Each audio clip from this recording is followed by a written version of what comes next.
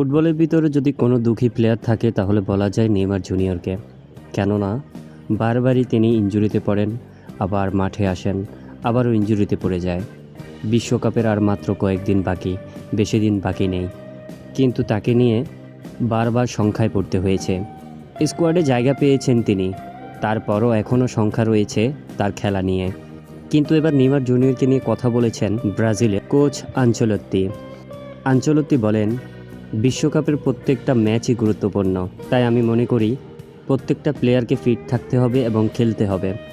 তাছাড়া অবশ্যই Neymar junior যেহেতু দলে আছে, তাই তাকে অবশ্যই মাঠে আমি চাইব তার সেরাটা দিয়ে খেলুক।